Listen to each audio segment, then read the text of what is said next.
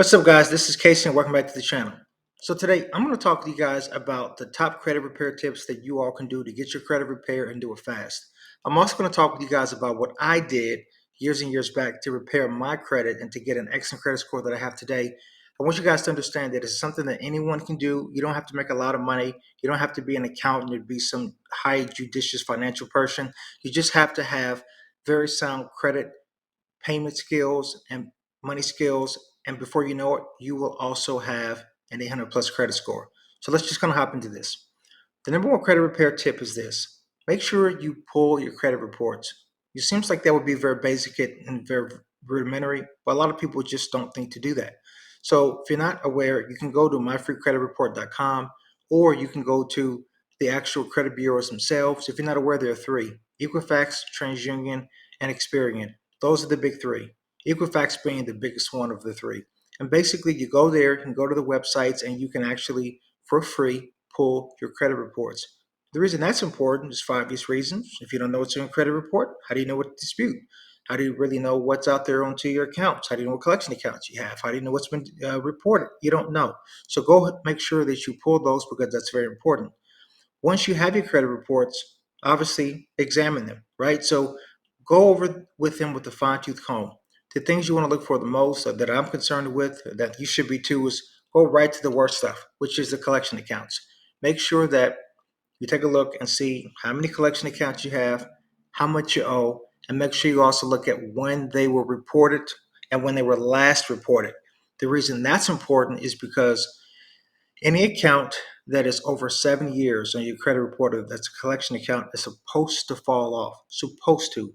The reason I say supposed to is because a lot of creditors, what they would do is that they will continue to report the same account over and over again so that it doesn't fall off, because they know that people have kind of gotten hip to that. So make sure you check your collection accounts. The next thing you want to check is to see your balances, actually, the second thing you want to make sure is make sure your accounts are accurate, meaning, do you have any accounts in there that are not yours? Any fraudulent accounts, things like that? Is there a credit card in there that you didn't open up that you have no idea of? Anything fraudulent, that's a clear sign you want to dispute it. The third thing is your credit card balances. Take a look, see what's on there, see how high your credit limits are, see how much your credit utilization is, and so that helps you figure out what you need to pay down. And then obviously the fourth thing is payments. What are you late on? How many months are you late? 30, 60, 90 days. Take a look at your overall health of your credit report and look at it from a creditor's perspective so that you can then identify what you need to dispute based on what's inaccurate. So once you've done that, you move to the next step. Dispute negative marks. Dispute inaccurate negative marks. That's the important thing. So if you have any collection accounts that are inaccurate, dispute them. If you have any collection accounts that are over 7 years since it's been reported, dispute it. If you have any payments that are showing over 30 days, 60, 90 days late, that's inaccurate, dispute it. Dispute, dispute, dispute. Creditors have to have the burden of proof to the creditors, to the credit bureaus, that the information is accurate. So you can dispute it. The creditors have to then acknowledge via documentation to the credit bureaus that it's accurate for it to stay on.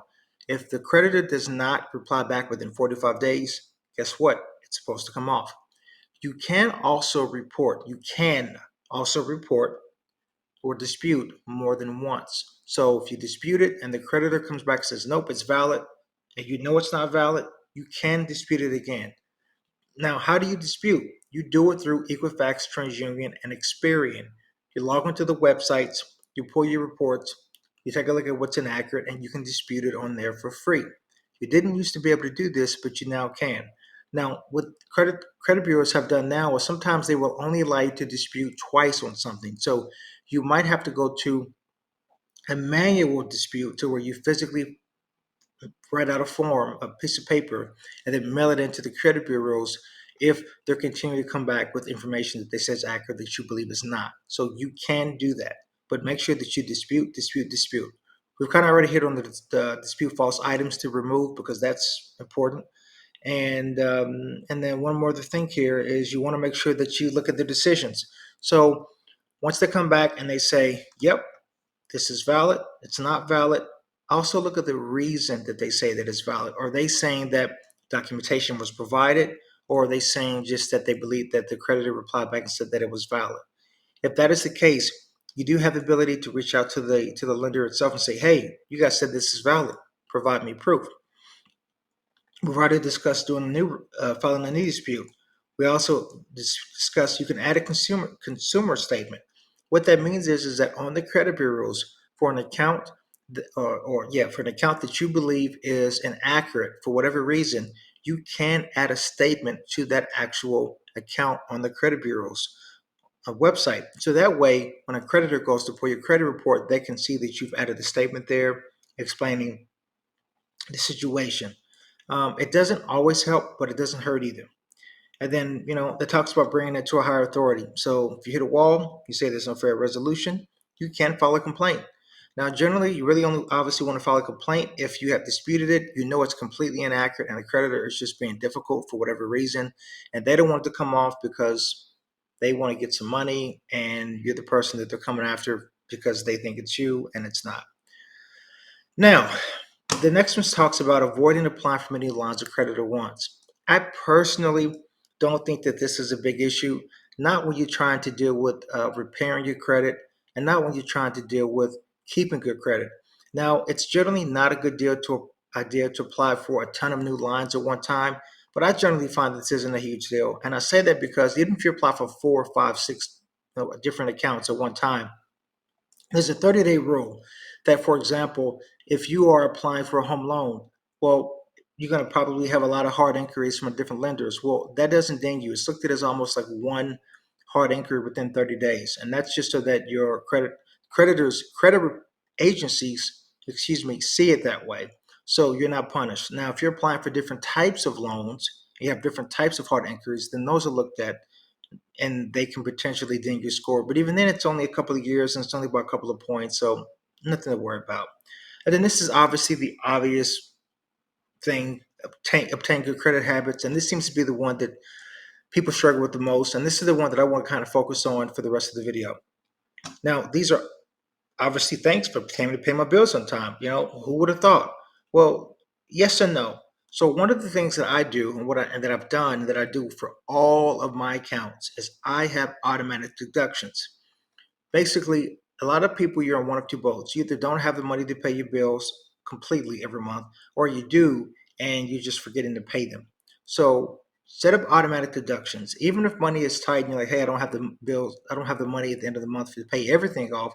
Set up the ones that you absolutely know are going to come out, like your car note, right? You're not going to be late on your car note. At least you shouldn't be, right? You should probably cut down on eating out.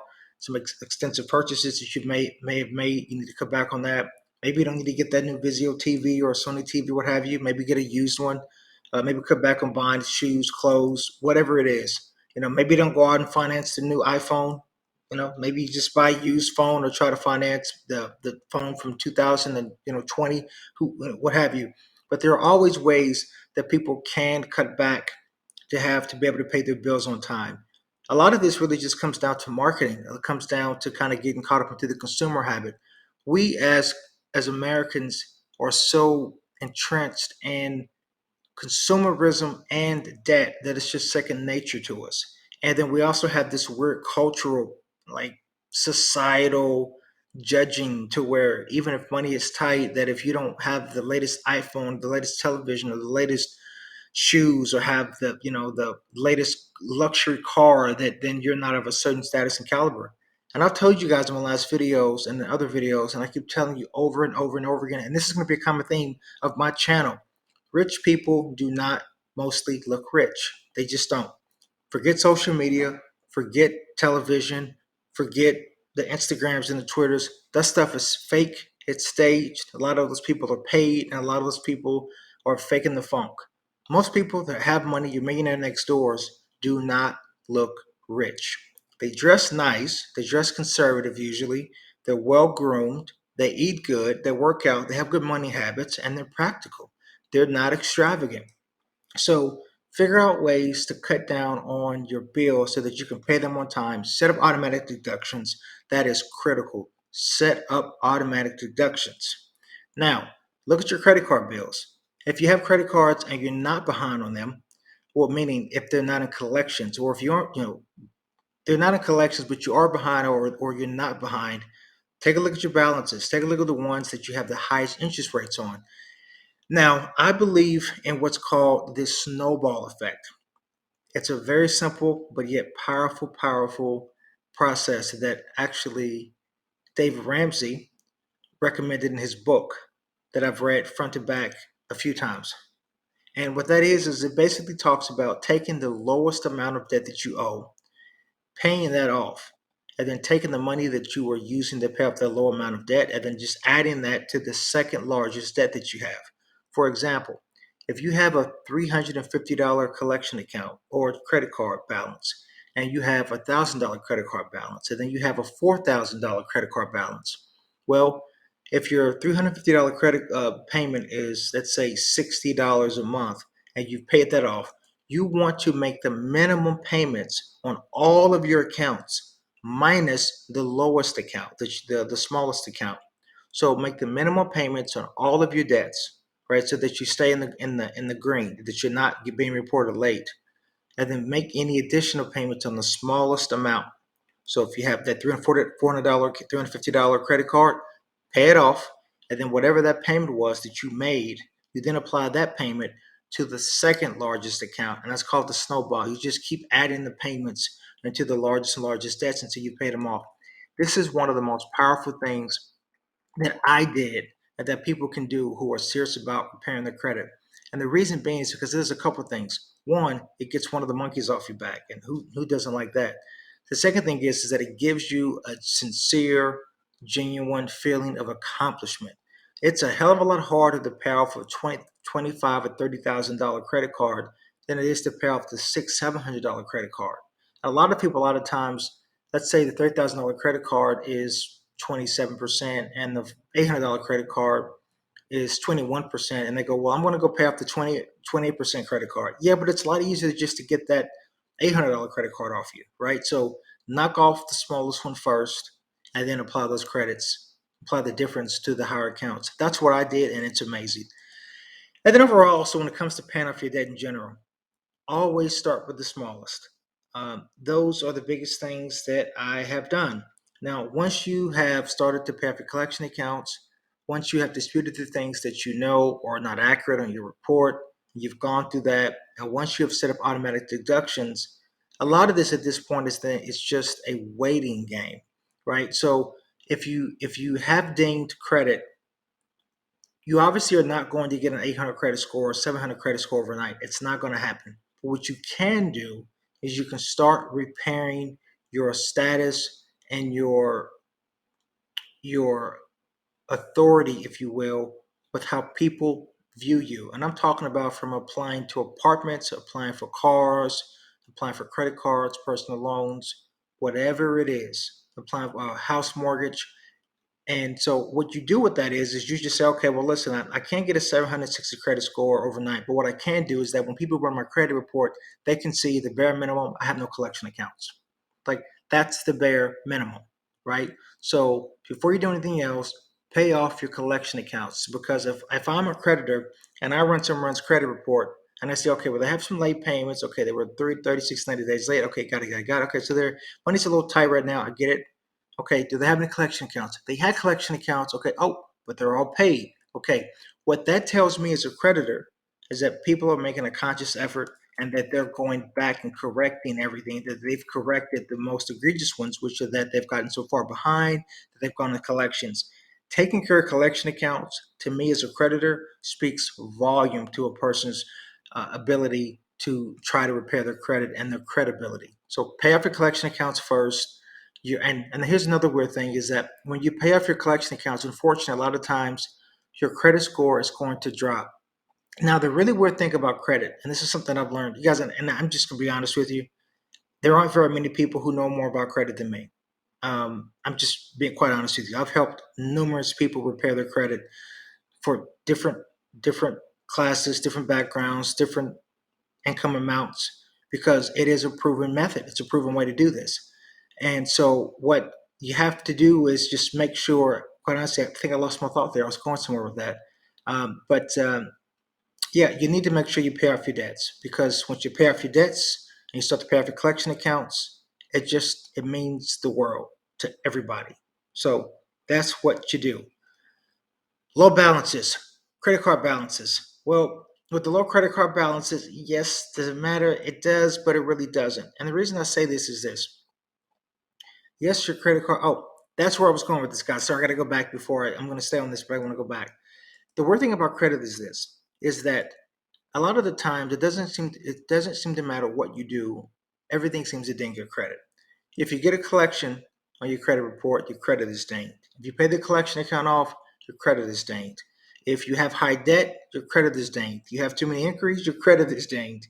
If you have high limits and you're not using it, your credit is dinged. Like it always seems to be the way that this credit game is set up to where every single thing you do, your credit is dinged. I mean, it's comical, but you still have the main things that at the end of the day are the core foundations of having good credit and respectability when you're going to ask people to borrow money or have people look at your responsible status. And that is no collections or paid off collections, and or you want to make sure that you've gotten caught up on all of your 60, 90, and 30-day late payments. Let me give you guys an example here. And by the way, if you've gotten this far into the video, I really hope at this point you're going to just hit the like button, hit the subscribe button, and leave a comment because you've listened to my boring self-talk this long on the video. Many blessings your way. And I got to drop you a nugget. I have a person who applied to rent out a house the other day. And this person made over $9,000. $9,000 a month. Just him and his wife, good money. They had bad credit. And when I mean bad credit, I don't mean horrible credit. Like the person was like a 610. Not great though. And the wife was a 560. And when I looked at their credit report, do you know what I saw? I saw a lot of collection accounts, well, specifically from the wife, of like $200, $300 collections. I saw a $495 collections from like 3-4 years ago, and it's like, okay, well, when are you going to pay it? So to me, in a weird way, that's actually worse than not having the money, because what you're really saying is like, oh, I have the money, oh, I can pay you, I just don't want to. Like to me, that's way worse than actually saying, well, my money's tight, I got behind some things, I had to make some decisions as to what to pay. Some things happened, job, family, divorce, whatever. Some things fell behind. Life happened. But to actually have the money like that's just way, way, way worse. And then on the husband side, you took a look and you saw, well, okay, he's 30 days late on the car note 4 months ago. And then 10 months before that, 30 days late. And then, excuse me, 8 months before that, 30 days late. And it's like, well, dude, how are you 30 days late on this? By the way, also the husband was an accountant. So, we know that life happens, we know that things happen, but when you have the income and when you have the cushion to pay your debts and you just flat out or just forgetting or that you're just not paying things, well then that points to your lack of responsibility, right? Because you have to think about what a credit report really is. Life happens for all of us, things happen. So that's not, no one's on a high horse here. Things happen. We're human. Life happens. But when you're looking at a person's credit report, what that is telling them, what that is telling a creditor is that no matter what, I have been able to pay. And so that is why, I'll give you another example. One of the girlfriend's friends wanted to purchase a vehicle.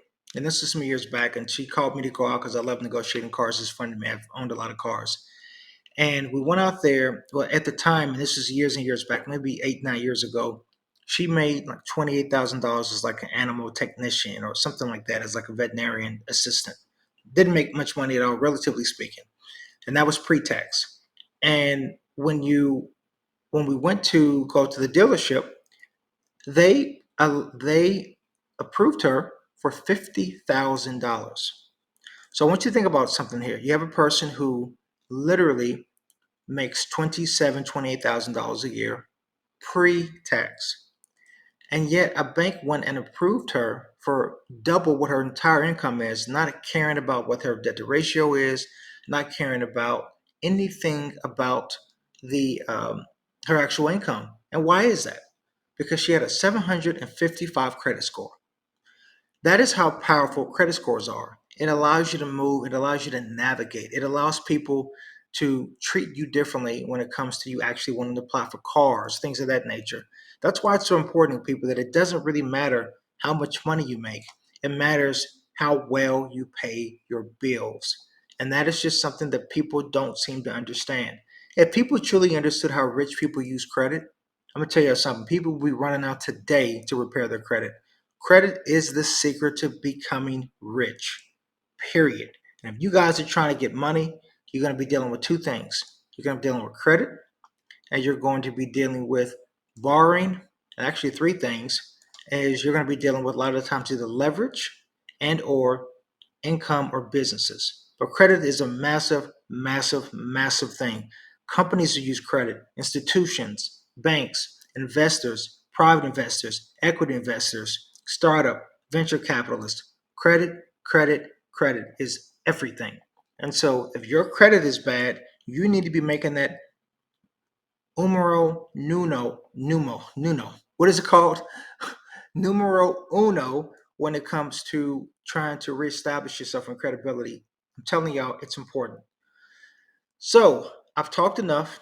I hope you found this video very valuable. If you did, if you got to the end of it, God bless you. Many blessings. Thank you for doing this. I hope that this was informative enough.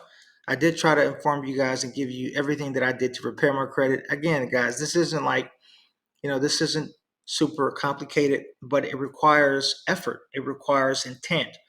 You don't accidentally have a good credit score one day. You just don't. Like, you have to wake up every day and say, I'm going to get this stuff in order. And the way you do that is by going back up to the top here, pulling your credit reports, putting in the effort. If I told you guys the things of the consistency that I had to have, the things that I had to report, and the consistency that I had to do with reporting for many, many, many years to get this credit report score, you would be like, okay, we get it, right? And this is when I was working at retail and not making much money. So you don't have to make a lot of money to have a good credit score. You truly, truly, truly don't. It's really just about being persistent, paying your bills off on time, paying creditors, especially when you know you owe them money. Catching up on your late accounts, just being consistent. That's what it really is. It's a time game.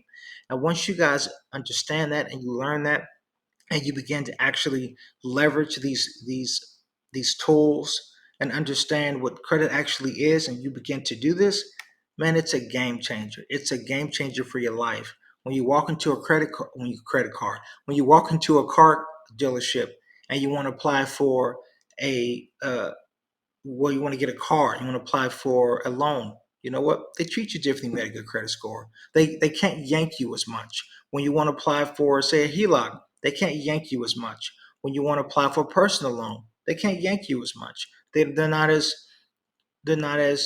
tight focused when it comes to approving you. Just everything in general. When you want to go apply for rent a house, which the people were doing before, the example I gave. You want to do apartment. It doesn't matter what it is. When your credit is on point, people treat you differently in the credit game. So please, people, if you haven't already, start working on your credit.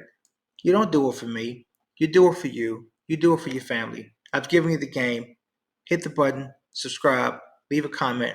Talk to you later.